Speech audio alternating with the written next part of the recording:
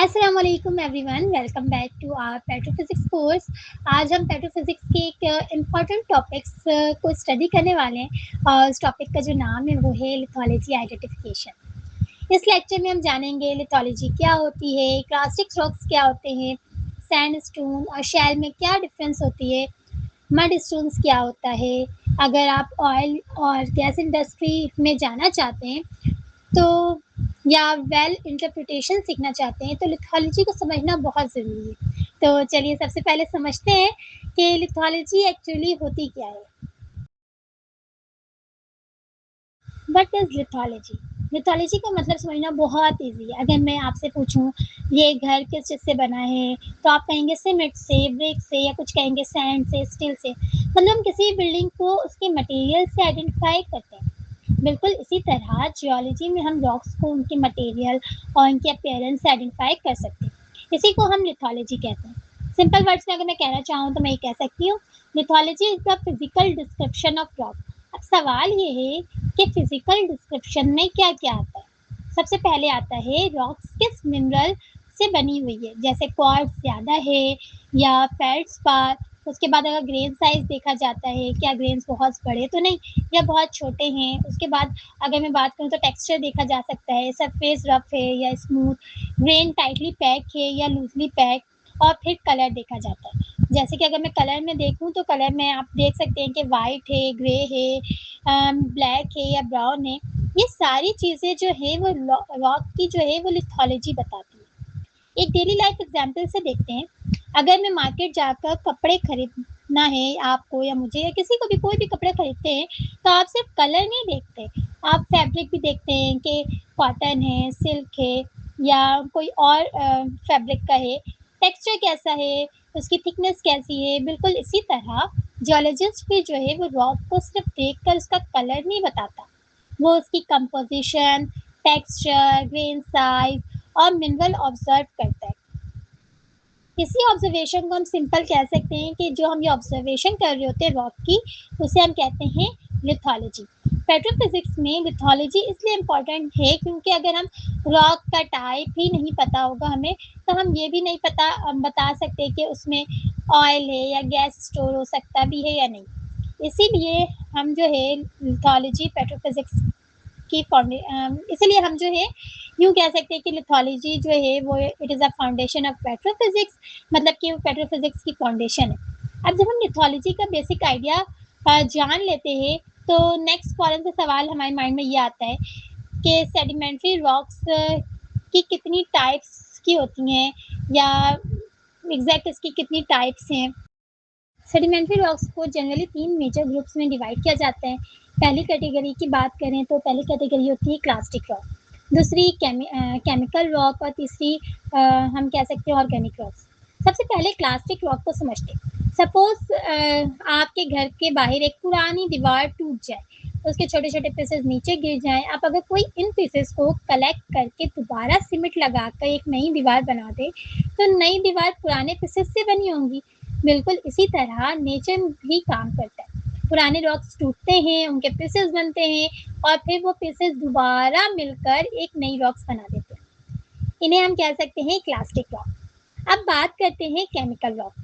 अगर आप एक ग्लास में नमक मिलाकर पानी रख दें और कुछ दिन बाद सारा पानी एवापोरेट हो जाए तो नीचे नमक की क्रिस्टल रह जाएंगे या मिनरल्स पानी से डायरेक्टली डिपॉजिट हुई। इसी तरह नेचर में भी होता है। इस प्रोसेस को हम कहते हैं केमिकल प्रोसेस। अब तीसरी कैटेगरी जो है, अगर मैं सही हूँ तो होता है ऑर्गेनिक रॉक। ये प्लांट्स और एनिमल्स की जो है वो रिमेन से बनता है, मतलब उनकी जो बाकियात होती है उनसे बन रहा होता है। जैसे अगर मैं कोल की एग्जांपल ले लूँ तो कोल मिनरल ऑफ पेयर्स पुराने प्लांट से बनी होती है। तो याद रखिए क्लास्टिक रॉक जो होता है वो ब्लॉकिंग रॉक से बन रहा होता है, केमिकल रॉक जो होता है वो मिनरल की पार्टिसिपेशन से बन रहा होता है, ऑर्गेनिक रॉक जो होता है जब लिविंग ऑर्गेनिज्म के रिमेन से, मतलब जब वो उनकी बाकियात रह जाती है तो फिर उनसे बन जाता है। आज का पूरा लेक्चर पहली कैटेगरी यही क्लास्टिक रॉक्स पर फोकस करेंगे। अब सवाल ये है क्लास्टिक रॉक्स बनती कैसे। चलें अब क्लासिक रॉक्स को समझते हैं जो कि बहुत ही इंटरेस्टिंग टॉपिक है। सबसे पहले एक माउंटेन इमेजिंग कीजिए। माउंटेन तो पता है ना सबको, पहाड़ को कहते हैं। अब ये सपोज़ कर लें कि बारिश का मौसम है और बारिश हो रही है और बहुत तेज़ हवा चलती है। टेम्परेचर चेंज होता रहता है, धीरे-धीरे माउंटेन के छोटे-छोटे टुकड़े टूटने लगते हैं। इस प्रोसेस को हम कहते हैं वेदरिंग। ये जो छोटे-छोटे टुकड़े बनते हैं इन्हें हम कहते हैं क्लास्ट्स। क्लास्ट नहीं, CLASTS, क्लास्ट कहते हैं। और ये क्लास्ट वहीं नहीं रहती, रिवर का जो पानी होता है इन्हें उठाकर ले जाता है। कभी हवा ले जाती है, कभी ग्लेशियर्स और कभी ग्रेविटी की वजह से जो है ये नीचे गिर जाते हैं। सफ़र करते-करते ये सेडिमेंट्स किसी लेक या रिवर या सी के बॉटम में जमा हो जाते हैं। लेकिन अभी ये सिर्फ लूज़ पार्टिकल्स हैं, रॉक्स नहीं बने। जब इनके ऊपर और सेडिमेंट जमा होते रहते हैं तो प्रेशर इंक्रीज़ होता है, पार्टिकल्स एक दूसरे से करीब आ जाते हैं। उसके बाद मिनरल्स जो है वो ग्लू की तरह काम करते हैं और इन्हीं पार्टिकल्स को जोड़ देते हैं। इस प्रोसेस को हम कहते हैं सीमेंटेशन। और फाइनली ये लूज सेडिमेंट जो होते हैं हार्ड रॉक बन जाते हैं। इस रॉक्स को हम कहते हैं क्लास रॉक। मीन्स कि ये वाला जो टॉपिक हमने स्टार्ट किया था, पार्टिकल्स को बताया कि उसे क्लास कहते हैं, फिर वेदरिंग का जिक्र हुआ, फिर सीमेंटेशन और फिर इस रॉक को हम फाइनली क्या कह रहे हैं, क्लास्टिक रॉक। एक एग्जाम्पल देखते हैं। अगर आप बीच पर गीली रेत से कास्टल बनाते हैं तो पहली रेत के पार्टिकल्स अलग अलग होते हैं, लेकिन पानी की वजह से वो टेम्परली चिपक जाते हैं। नेचर में भी कुछ इसी तरह होता है, बस डिफरेंस ये है कि नेचर में पानी की जगह मिनरल्स सीमेंट का काम करते हैं। इसीलिए क्लास्टिक रॉक का जो फॉर्मेशन है वो मिलियंस ऑफ ईयर्स लेता है। अब हम जो है वो क्लास्टिक रॉक की कंप्लीट जर्नी देखते हैं। सिर्फ 6 सिंपल स्टेप्स हैं। सबसे पहले स्टेप्स जो है वो वेदरिंग का है। तो वेदरिंग में क्या होता है, यहाँ रॉक टूटना शुरू होता है। ये टूटना बारिश, हीट, कोल्ड, प्लांट्स की रूट और हवा की वजह से होता है। दूसरा स्टेप जो है वो इरोजन है। यहाँ जो होता है वो टूटने के बाद ये पार्टिकल्स अपनी ओरिजिनल जगह से मूव करते हैं। तीसरा स्टेप जो है वो है ट्रांसपोर्टेशन। ट्रांसपोर्टेशन में आ जाता है रिवर, विंड, ग्लेशियर। ये ग्रेविटी इन पार्टिकल्स को दूर तक ले जाते हैं। कभी कभी ये हंड्रेड्स ऑफ किलोमीटर तक ट्रैवल कर रहे होते हैं। डिपोजिशन, जब रिवर की स्पीड कम हो जाती है तो पार्टिकल्स क्या करते हैं, वो नीचे सेटल हो जाते हैं। ये लेयर्स की फॉर्म में जमा होने लगते हैं। कॉम्पैक्शन क्या होता है, कॉम्पैक्शन में जो होता है वो नई लेयर्स पुरानी लेयर्स के ऊपर जमा होती रहती हैं। प्रेशर इंक्रीज होता है, पार्टिकल्स जो है वो पास आ जाते हैं। और आखिरी स्टेप जो है वो है सीमेंटेशन। मिनरल जैसे जैसे सिलिका या कैल्साइट पार्टिकल के बीच फील होकर उन्हें परमानेंटली जोड़ देते हैं और इस तरह एक हार्ड सेडिमेंट्री रॉक बन जाता है। अगर आप इस प्रोसेस को याद रखना चाहते हैं तो बस ये सीक्वेंस याद कर लीजिए कि weathering, erosion, transportation, deposition, compaction, cementation. ये सीक्वेंस जो है वो सिर्फ पेट्रोफिजिक्स ही की नहीं है बल्कि जियोलॉजी की सबसे इम्पोर्टेंट कॉन्सेप्ट में से एक है। चलें, अब तक हमने ये समझ लिया कि क्लास्टिक रॉक कैसे बनती है, लेकिन अब एक और इम्पोर्टेंट सवाल आता है, क्या हर क्लास्टिक रॉक एक जैसी होती है? जवाब है नहीं। इनका सबसे जो बड़ा डिफरेंस होता है वो उसका डिफरेंस होता है ग्रेन साइज का। अब ग्रेन साइज का मतलब क्या है? ग्रेन साइज का मतलब होता है रॉक के अंदर छोटे-छोटे पार्टिकल्स हैं, उनके साइज कितना है। एक सिंपल एग्जांपल लेते हैं। सोचिए आप किचन में 3 चीज़ें देखते हैं। ये वो वाला किचन नहीं है जो आपके घर में होता है, ये मैं जियोलॉजी के एक्सपेक्टेड किचन की बात कर रही हूँ, जो स्टार्टिंग में मैंने बताया था कि ज़मीन के नीचे एक बड़ा-सा किचन होता है। एक तरफ बड़े-बड़े पत्थर हैं, एक तरफ रेत यानी सैंड है और एक तरफ आटा है। तीनों सॉलिड है, लेकिन पार्टिकल्स का जो साइज है वो अलग-अलग होता है। बिल्कुल इसी तरह रॉक्स में भी पार्टिकल्स के साइज जो है वो डिफरेंट होते हैं। सबसे बड़े पत्थर से जो है सबसे अगर मैं बड़े पत्थर की बात करूँ तो सबसे बड़े पार्टिकल्स से जो है वो बनता है कॉन्ग्लोमरेट। इसके पार्टिकल्स जो होते हैं 2 मिलीमीटर से भी बड़े होते हैं। अगर पार्टिकल्स मीडियम साइज़ के हों यानी सैंड का साइज़ है तो सैंडस्टोन बनाता है, उससे भी छोटे-छोटे पार्टिकल्स हों तो हम उसे कहते हैं सिलस्टोन। और सबसे छोटा ऑलमोस्ट जो होता है वो पाउडर जैसा पार्टिकल होता है जिसे हम शैल और मडस्टोन जिससे बन रहा होता है। अब सवाल ये है, पेट्रोफिजिक्स में ग्रेन साइज़ इतना इम्पोर्टेंट आखिर है क्यों? सोचिए आप एक बकेट में बड़े-बड़े स्टून्स भर देते हैं, उनके बीच बहुत ज़्यादा खाली जगह होती है। अब उस बकेट में पानी डालें, पानी आसानी से नीचे चला जाएगा। अब दूसरे बकेट में आटा भर दें, उसमें पानी डालकर देखें, पानी बहुत मुश्किल से अंदर जाएगा। इसी तरह बड़े ग्रेन्स वाले जो रॉक्स होते हैं, वो जनरली उनके पोर्स जो होते हैं वो ज़्यादा होते हैं और फ्लूइड्स भी आसानी से मूव करते हैं। लेकिन जब बहुत ही फाइन ग्रेन्स वाली रॉक्स में पोर्स जो होते हैं वो छोटे होते हैं और परमेबिलिटी भी जो होता है वो कम होता है। इसलिए ग्रेन साइज डायरेक्टली पोरोसिटी और परमेबिलिटी को अफेक्ट करता है और इसी वजह से पेट्रोफिजिक्स में ग्रेन साइज को बहुत ही इंपॉर्टेंस दी जाती है। अब जब ग्रेन साइज समझ आ गया है तो चलिए देखते हैं दुनिया का सबसे फेमस रिजर्वायर सैंडस्टोन। अच्छा, तो मैं आपको बताते चलूँ, अगर ऑयल और गैस इंडस्ट्री में किसी एक रॉक का नाम अगर सबसे ज़्यादा लिया जाता है तो वो है सैंडस्टोन। सैंडस्टोन के नाम ही बताता है कि ये सैंड से बनी हुई होती है, लेकिन हर रेत सैंडस्टोन नहीं बन जाती। बीच की रेत और सैंडस्टोन में फ़र्क ये है कि बीच की रेत जो होती है वो लूज़ेस्ट होती हैं, जबकि सैंडस्टोन में वही रेत मिलियंस ऑफ ईयर्स तक प्रेशर और सिमेंटेशन की वजह से हार्ड रॉक बन जाती है। सैंडस्टोन के जो ग्रेन्स होते हैं उनका साइज अप्रॉक्सीमेटली 0.06 टू 5 से लेके 2 मिलीमीटर तक होता है। इसका सबसे कॉमन मिनरल जो है वो क्वार्ट्ज है। क्वार्ट्ज बहुत ही स्ट्रॉन्ग मिनरल होता है, इसीलिए ये वेदरिंग के बाद भी जो है वो सर्वाइव कर लेता है। कभी-कभी सैंडस्टोन में जो है फेल्डस्पार और दूसरे रॉक्स फ्रैगमेंट भी होते हैं। अब सवाल ये है, सैंडस्टोन ऑयल और गैस इंडस्ट्री में इतनी फेमस क्यों है? इसका जवाब बहुत सिंपल है। इन स्पेसेस को हम अच्छा, इसका जवाब जो है वो बहुत ज़्यादा सिंपल है। जैसे कि मैं कहूँ, सैंडस्टोन के ग्रेन्स के दरमियान जो है वो खाली स्पेसेस होती है और हम इस स्पेस को हम जो है वो कह रहे होते हैं पोर्स। ये पोर्स ऑयल, गैस और वाटर को स्टोर करते हैं। अगर ये पोर्स एक दूसरे से कनेक्टेड हों तो फ्लूइड्स इज़िली मूव भी कर सकते हैं। इसी वजह से दुनिया के बहुत से ऑयल और फ्लूइड्स सैंडस्टोन रिजर्वायर में मिलते हैं। सिंपल एग्जांपल देखिए, एक स्पंज उठाइए, उसमें बहुत छोटे-छोटे होल्स होते हैं, ठीक है? ये स्पंज सबने ही देखा होगा और उसमें जो है बहुत ही छोटे-छोटे होल्स होते हैं। इसी वजह से जो स्पंज जो है वो पानी अब्ज़ॉर्ब कर लेता है। सबसे सैंडस्टोन भी कुछ हद तक स्पंज की तरह बिहेव करता है, इसीलिए एक्सीलेंट रिजर्वायर रॉक माना जाता है। और अगर आप ये सैंडस्टोन से रिलेटेड ये बातें याद रख लें, तो बहुत सी जगहों पे टेस्ट पे आप कुछ मार्क्स तो ले ही सकते हैं। अब हम देखते हैं सैंडस्टोन किन चीज़ों से मिलकर बनती है। सबसे पहला कंपोनेंट है क्वार्ट्ज। क्वार्ट्ज सबसे कॉमन मिनरल है। ये हार्ड भी होता है और वेदरिंग को बहुत अच्छी तरह रेजिस्ट करता है। इसी वजह से अक्सर सैंडस्टोन में क्वार्ट्ज की क्वांटिटी जो है वो सबसे ज़्यादा होती है। दूसरा कंपोनेंट है फेल्डस्पार। ये भी कॉमन मिनरल है, लेकिन फेल्डस्पार क्वार्ट्ज जितना स्टेबल नहीं होता। टाइम के साथ ये वेदरिंग होकर क्ले मिनरल्स में कन्वर्ट हो सकता है। इसके अलावा अगर मैं तीसरे मिनरल्स की बात करूँ तो वो होता है रॉक फ्रैगमेंट। कभी-कभी सैंडस्टोन में पुरानी रॉक्स को छोटे-छोटे पीसेस में मिलते हैं या इग्नियस मेटामॉर्फिक। ये पुरानी सेडिमेंट्री रॉक को फ्रैगमेंट्स हो सकती हैं। और फर्स्ट कंपोनेंट है सीमेंट। अब यहाँ सीमेंट का मतलब जो होता है वो कंस्ट्रक्शन वाला सीमेंट नहीं है। यहाँ सीमेंट से मुराद है नेचुरल मिनरल्स जैसे सिलिका, कैल्साइट और आयरन ऑक्साइड। ये मिनरल्स ग्रेन के दरमियान ग्लू की तरह काम कर रहे होते हैं। एक एग्जांपल देती हूँ, उससे समझने की कोशिश करें।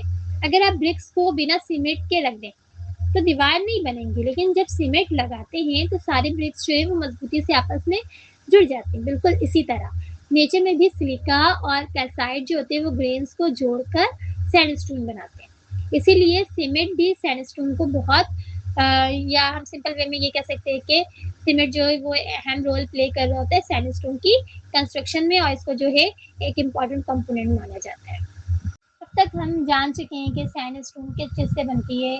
अब देखते हैं कि ये ऑयल गैस इंडस्ट्री के लिए इतनी इम्पोर्टेंट आखिर है क्यों। सबसे पहली वजह, हाई पोरोसिटी। पोरोसिटी का मतलब होता है रॉक्स के अंदर कितनी खाली जगह है। जितनी ज़्यादा खाली जगह होगी उतनी ज़्यादा जो है ऑयल और गैस स्टोर हो सकता है। दूसरी वजह है गुड परमिएबिलिटी। परमिएबिलिटी का मतलब क्या है? परमिएबिलिटी का मतलब होता है फ्लूइड्स कितनी आसानी से एक पोर से दूसरे पोर तक मूव कर सकता है। एक एग्जांपल से समझने की कोशिश करते हैं। अगर आप स्पंज और पानी डालते हैं, अगर आप स्पंज पर पानी डाल देते हैं तो पानी अंदर भी चला जाता है और आसानी से बाहर भी निकल आता है। लेकिन अगर आप एक प्लास्टिक की शीट पर पानी डालें तो पानी अंदर नहीं जा सकता। इसी तरह सैंडस्टोन स्पंज की तरह बिहेव करती है।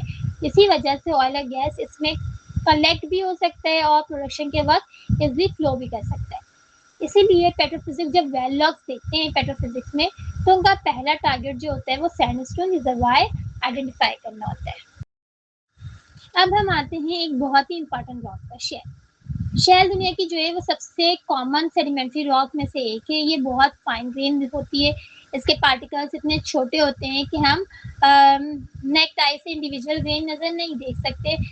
शेल ज़्यादातर क्ले मिनरल से मिलकर बनती है। इसकी एक खास पहचान ये है कि पतली पतली लेयर्स में टूट जाती है, कि पोरोसिटी को जो है हम फिजिलिटी कहते हैं। अब एक इंटरेस्टिंग सवाल, शेल रिजर्वायर क्यों नहीं होती? Any idea about it? मैं बताती हूँ क्यों। क्योंकि इसके जो पोर्स होते हैं वो बहुत ही छोटे छोटे होते हैं और उनके बीच जो है वो कनेक्शन भी कम होते हैं। इसीलिए ऑयल और गैस इसमें आसानी से मूव नहीं करते। लेकिन इसका मतलब ये नहीं कि जो है शेल इम्पॉर्टेंट नहीं, बल्कि बहुत सी जगहों पर ऑयल और गैस का ओरिजिन शेल ही होता है। इसीलिए शेल का जो अक्सर सोर्स रॉक कहा जाता है, यानी हाइड्रोकार्बन्स पहले शेल में बनते हैं और फिर माइग्रेट होकर सैंडस्टोन जैसे रिजर्वायर रॉक्स में चले जाते हैं। इसीलिए ऑयल और गैस सिस्टम में शेल और सैंडस्टोन दोनों की अपनी अपनी इंपॉर्टेंट रोल्स होती हैं। अब तक हमने सैंडस्टोन और शेल के बारे में पढ़ा। अब बात करते हैं मडस्टोन की।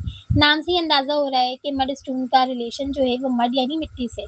मडस्टोन एक फाइन ग्रेन सेडिमेंट्री रॉक है जो ज़्यादातर क्ले और सिल्ट पार्टिकल्स से मिलकर बनती है। अब आप सोच रहे होंगे शेल और मडस्टोन तो दोनों ही क्ले से बनते हैं, फिर डिफरेंस क्या है? सबसे पहले मडस्टोन को समझ लेते हैं। सोचिए कि बारिश के बाद रोड के किनारे मिट्टी जमा हो जाती है। धीरे धीरे उस मिट्टी के ऊपर और लेयर्स जमा होती रहती हैं। लाखों सालों तक प्रेशर पड़ता रहता है और आखिर में वो हार्ड रॉक बन जाता है। इसी तरह मडस्टोन बनती है। मडस्टोन की सबसे खास बात यह है कि इसमें लेयर्स नहीं होती। इसका स्ट्रक्चर जो है वो मैसिव होता है, यानी अगर आप इस रॉक को हाथ से तोड़ने की कोशिश करें तो ये पतली पतली शीट्स में नहीं टूटेंगी। इसके पार्टिकल्स जो होते हैं वो बहुत छोटे होते हैं। फ्लूइड इसके अंदर आसानी से मूव नहीं कर पाते। इसलिए मडस्टोन जनरली अच्छी रिजर्वायर रॉक नहीं मानी जाती। लेकिन जियोलॉजी में हर रॉक का जो है वो अपना रोल होता है। मडस्टोन हमें डिपोजिशन इन्वायरमेंट समझाने में मदद कर रही होती है और अगर मैं वेल रॉक्स इंटरप्रेट करते वक्त भी इसकी आइडेंटिफिकेशन बहुत ज़रूरी होती है। और जब हम मडस्टोन और शेल दोनों को समझ चुके हैं तो चलिए इन दोनों को कंपैरिजन करते हैं। ये टॉपिक एग्जाम में भी बहुत पूछा जाता है। बहुत से स्टूडेंट शेल और मडस्टोन को सेम समझते हैं, लेकिन असल में इन दोनों में एक इम्पॉर्टेंट डिफरेंस होता है। सबसे पहले सिमिलैरिटी देखते हैं। सिमिलैरिटी क्या है? दोनों रॉक्स जो हैं वो फाइन ग्रेन से। ये आप याद रख लें कि दोनों ग्रेन की सिमिलैरिटी जो है वो ये है कि दोनों ग्रेन जो है वो फाइन ग्रेन होंगे। क्ले और सिल्ट से बनी हुई होती हैं दोनों की दोनों, और दोनों की परमेबिलिटी जो है वो लो होती है। यानी पहली नज़र में दोनों ऑलमोस्ट जो है हम ये लग सकता है कि हमें सेम सेम लग सकती है, लेकिन असली डिफरेंस स्ट्रक्चर का है। शेल की खास बात है कि उसमें थिन लेयर्स होती है और लेयर्स की वजह से शेल आसानी से पतली पतली शीट में टूट जाती है। अगर आप किसी नोटबुक के पेजेस अलग अलग करते हैं तो वो एक लेयर के बाद दूसरी लेयर्स होती है। बिल्कुल इसी तरह शेल भी लेयर बाय लेयर टूट जाती है। अब मडस्टोन को देखिए। मडस्टोन में लेयर्स नहीं होती, ये एक सॉलिड ब्लॉक की तरह होती है। अगर इसको तोड़ते हैं तो ये रैंडम पीसेस में टूटेगी, पतली शीट्स में। इसीलिए याद रखिए कि एक बहुत इजी ट्रिक है। शेल जो है शीट और दोनों वर्ड्स का जो पहला लेटर है एस, मतलब एस फॉर शेल और एस फॉर शीट। तो इस तरह आसानी से आप याद रख सकते हैं कि शेल जो है वो शीट्स की तरह होते हैं और आप ये सिंपल याद रख लें बस कि शेल जो है शीट में टूटेगी और मडस्टोन जो है वो मैसिव होगी। ये ट्रिक आप बहुत, अगर आप चाहें तो शायद ही कभी भूलें, लेकिन अगर आप एस फॉर शीट और M for mudstone for massive ये याद रखेंगे तो काफ़ी चीज़ें आसान हो जाएंगी आपके लिए। पेट्रोफिजिक्स में डिफरेंस इसलिए इम्पोर्टेंट है क्योंकि लोग इंटरप्रिटेशन के दौरान हमें रॉक का करेक्ट टाइप आइडेंटिफाई करना होता है। अगर आइडेंटिफिकेशन जो है वो अगर गलत हो गई तो रिजर्वायर इवोल्यूशन भी जो है वो गलत हो सकती है। अब एक इम्पॉर्टेंट सवाल, हम इतनी सारी रॉक्स आखिर पढ़ क्यों रहे हैं? हमारा क्या काम रॉक से? तो ज़्यादातर स्टूडेंट्स के दिमाग में ये क्वेश्चंस आ रहे होते हैं। अब पेट्रोफिजिक्स की इम्पोर्टेंस आखिर है क्यों? जवाब बहुत सिंपल है। पेट्रोफिजिक्स का सबसे पहला काम होता है ये आइडेंटिफाई करना कि वेल के अंदर किस टाइप के जो है वो रॉक्स मौजूद है। अगर हमें पता चल गया कि सैंडस्टोन है तो हमें आइडिया हो जाता है कि रिजर्वायर मिल सकता है। अगर शेल है तो हम सोचेंगे ये सोर्स रॉक्स जो है ये सील हो सकता है। इसीलिए लिथोलॉजी आइडेंटिफिकेशन बहुत इंपॉर्टेंट स्टेप है। दूसरा काम पेट्रोफिजिक्स एस्टिमेट करना, सॉरी पेट्रोफिजिक्स नहीं, पोरोसिटी एस्टिमेट करना, यानी रॉक के अंदर कितनी एम्प्टी स्पेस है। तीसरा काम जो होता है परमेबिलिटी का आइडिया लगाना, फ्लूइड मूव कर पाएगा या नहीं। और अगर मैं चौथा काम बताऊं तो चौथा काम ये है कि हाइड्रोकार्बन पोटेंशियल इवोल्यूट करना, यानी ऑयल और गैस होने की चांसेस जो हैं यहाँ पे कितनी है। और आखिर में वेल लॉग्स इंटरप्रेट करना। आजकल ऑयल और गैस कंपनीज हर वेल से बहुत सारा लॉगिंग डाटा कलेक्ट करती हैं, लेकिन सिर्फ ग्राफ्स देख लेना काफ़ी नहीं होता। पेट्रोफिजिक्स को समझना होता है कि ग्राफ्स के पीछे कौन सी रॉक है, और इसीलिए लिथोलॉजी की नॉलेज जो है वो बहुत ज़्यादा इम्पॉर्टेंट है। सिंपल वर्ड्स में अगर मैं कहूँ तो अगर लिथोलॉजी नहीं आती तो पेट्रोफिजिक्स प्रॉपरली समझना बहुत मुश्किल हो जाता है। आज के लेक्चर में हमने बहुत इंपॉर्टेंट कॉन्सेप्ट सीखा। सबसे पहले हमने जाना कि लिथोलॉजी क्या होता है। हमने देखा लिथोलॉजी रॉक की जो है वो फिजिकल डिस्क्रिप्शन होती है। इसमें minerals composition, grain size, texture और कलर को स्टडी किया जाता है। उसके बाद हमने सेडिमेंट्री रॉक की क्लासिफिकेशन पढ़ी और जाना कि क्लासिक जो रॉक होता है वो वेदर रॉक फ्रेगमेंट से बनती है। फिर हमने ग्रेन साइज क्लासिफिकेशन समझा और देखा कि पार्टिकल साइज जो है वो पोरोसिटी और परमेबिलिटी को डायरेक्टली अफेक्ट करता है। उसके बाद हमने सैंडस्टोन को डिटेल में पढ़ा। फिर हमने शेल और मडस्टोन के डिफरेंस देखे। और याद रखिए शेल जो है वो लेयर्स में टूटती हैं, जबकि मडस्टोन जो है मैसिव। अगर आपको याद हो तो S for shale, S for sheet and M for mudstone and M for massive. और आखिर में हमने ये समझा कि पेट्रोफिजिक्स में लिथोलॉजी की आइडेंटिफिकेशन क्यों इम्पॉर्टेंट है। अगर आप आज के सिर्फ एक कॉन्सेप्ट को याद रखना चाहते हैं तो वो ये है कि हम रॉक सिर्फ देखने में अलग नहीं होती, बल्कि उसकी कुछ कंपोजिशन, ग्रेन साइज, स्ट्रक्चर, उसके बिहेवियर को डिसाइड कर रहा होता है। और उसके बिहेवियर की वजह से जो है हमें पता चलता है कि कोई ऑयल गैस के लिए अच्छी रिजर्वायर बन सकती भी है या नहीं। इसी के साथ हमारे लेक्चर 2 पार्ट 1 कंप्लीट हो गया है। अगले लेक्चर में हम पार्ट 2 को कंटिन्यू करेंगे, जिसमें हम कार्बोनेट रॉक्स के बारे में पढ़ेंगे।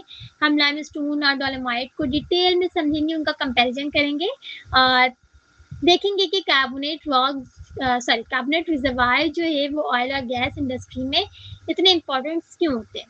Thank you for watching. अल्लाह हाफिज and I see you in the next lecture.